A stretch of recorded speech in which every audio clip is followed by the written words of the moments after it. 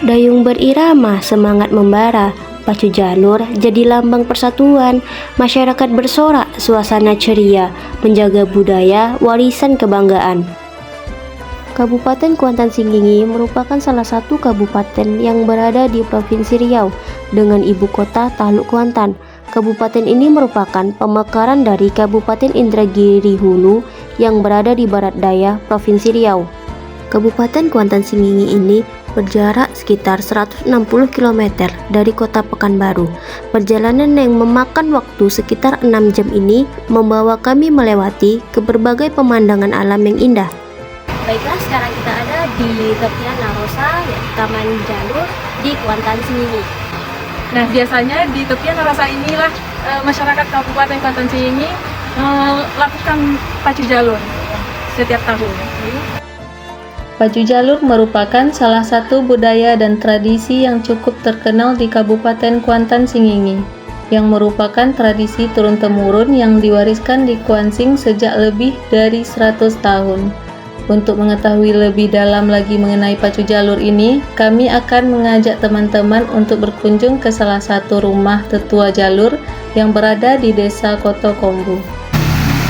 Assalamualaikum warahmatullahi wabarakatuh. Dalam Di sini sekarang kita sudah di rumah Datuk Selajo yang salah satu ketua dari jalur Sangat Hermina di Desa Koto Kombu, Kecamatan Hulu Kuantan. Kenalan dulu, Bu. Assalamualaikum warahmatullahi wabarakatuh. Kami Datuk Selajo. Kebetulan salah satu pengurus adat di Desa Koto Kombu ini yaitu Desa Jalur Sangat Hermina. Kemungkinan dari mahasiswa kemarin ada yang ingin dipertanyakan, kira-kira begitu. Ya silakan, apa yang bisa ya kami jawab, ya kami jawab. Bagaimana sih sejarah perkembangan dari jalur di Kuantan ini? Kalau perkembangan jalur di Kuantan ini sekarang sedang berkembang. Dulu tradisi pacu jalur di Kuantan ini hanya sekedar untuk ulang tahun kemerdekaan RI, yaitu ulang tahun bulan Agustus. Sekarang telah menambah luas ke hari-hari besar Kuantan yang lainnya untuk mengadakan tradisi pacu jalur di Kabupaten Kuantan Sengingi. Dan juga jalur di Kuantan Sengingi ini telah membudaya ke masyarakat dan juga telah membudaya dan telah melebar ke mancanegara dan negara-negara lain yang telah dipromosikan oleh Bapak Bupati kita, Tuan Iman Amdi. Itulah perkembangannya baru yang kami bertahu. Jadi dalam pembuatan jalur ini Pak, apakah jenis-jenis atau ciri-ciri tumbuhan yang bisa digunakan? Kalau untuk pembuatan jalur, dia memerlukan kayunya yang lurus dan panjang, dan juga kayunya itu bisa untuk diolah tentunya dari pangkal sampai ke ujung. Jadi bagaimana tahapan dimulai dari pemilihan pohon hingga jalur itu jadi bisa dipakai untuk pacu? Kalau untuk pemilihan pohon sampai kita tiupkan, kita di situ pakai ketapel, batu, pakai benang. Kemudian benang itu dilempar pakai ketapel ke atas, dia menyangkut. Kemudian kan benangnya ditarik kan bisa diukur. Usahakan kalau itu diusahakan harus panjangnya di atas 30 meter, yaitu 32 sampai ke 37. Itulah kayu yang bisa dan diolah untuk menjadikan jalur di Kuantan Sengingi ini.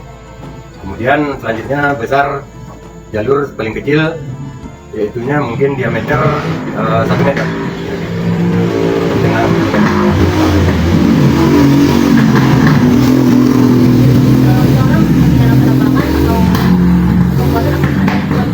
betul, itu mau betul.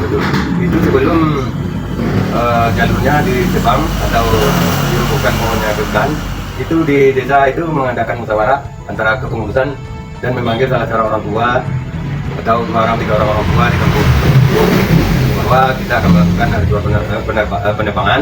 Akan ya juga mungkin orang tua itu akan mengadakan ritual ya tertentu sesuai dengan perjanjian dan perbuatan-perbuatan yang dulu. Ya, kemungkinan ada memakai ramuan daun kayu atau segala macam, dan itu tergantung kepercayaan orang tua jalur desa masing-masing.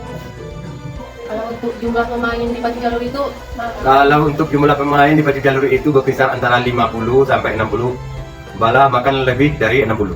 Tapi kalau untuk jalur kita Elmina itu sekitar 57. Yang sama semua. Bukan, itu ada fungsinya masing-masing. Ada anak tari, tuan, ada tim ruang, kemudian dari belakang tukang onjai kan. Nah jadi 3, ya kemudian di situ ada jurumudi di dalamnya lagi kan, 2 atau 3 orang di belakang. Kemudian di depan komando yang harus diikuti oleh yang di belakang komando. Itu kira-kira. Jadi jumlahnya itu semua, ya itulah yang berkisar sekitar 50 sampai 60 orang. Kondisi arus air, apakah itu mempengaruhi kecepatan dari jalur itu? Benar.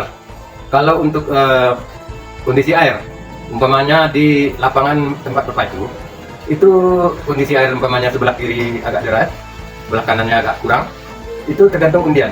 Kan diundi. Ya kalau undian kita berpihak kepada kita ke sebelah yang agak deras, ya tentu yang arus air tentu tidak mungkin setiap hari itu sama kan. Kalau ada hujan, ya mungkin besoknya lagi mungkin deras, mungkin besoknya lagi mungkin tenang. Walaupun panitia sudah begitu adil membuat jalan, ya faktor cuaca alam kan. Jadi itu semuanya itu diputuskan oleh undian kita. Kapan kita ingin berpacu, undian itu kan dicabut, kita sebelah kiri atau sebelah kanan, itu undian yang menentukan. Kurang panjang dari jalur ataupun dan berat dari jalur itu mempengaruhi kecepatan juga nggak? Kalau itu bukan, kalau pengaruh kecepatan bukan masalah panjang, masalah pendek, bukan itu. Itu kalau pengaruh kecepatan itu terbentuk dari badan jalur itu sesuai dengan bentuk yang diinginkan pemacu. Yang kedua tergantung latihan atletnya, atlet pemacu. Walaupun jalurnya begitu bagus, kalau atletnya kurang latihan, ya hasilnya juga fatal. Jadi serba mendukung lah gitu. Kalau jalurnya agak bagus, badannya jalur itu sesuai dengan direncanakan, kemudian atlet atau pemacunya sering juga latihan dengan tulus, ya itulah yang dicari-cari ya hasilnya gitu. Kalau pada sudah lihat itu jaminan tenggelam itu apa yang mempengaruhinya? Maksudnya karam? Iya. Kalau itu banyak faktor yang bisa membuat demikian. Kadang-kadang di perpacuan itu jalurnya kelebihan mata. Umpamanya dia mampu isinya 52, ternyata kita isi 53 atau 54. Itu air akan sering masuk dari samping kiri atau samping kanan. Itu membuat jalurnya bisa tenggelam atau karangkan. Dan kemudian lagi badan jalur yang dibuat itu agak bulat. Nah, dia bisa akan oleng. Oleng itu akhirnya akan terjadi ya karam atau tenggelam. Cara mendayung dari pemain itu apakah ada ketentuan pasti? Dari sudut berapa harus mendayungnya? Kalau untuk menentukan cara mendayung itu dia ada latihan-latihan tertentu kan, ada 1 atau 2 atau pelatih mengadakan dulu. Ya dia akan memberikan ketentuan-ketentuan cara mendayung atau isyarat-isyarat yang bisa diberikan oleh komando gitu.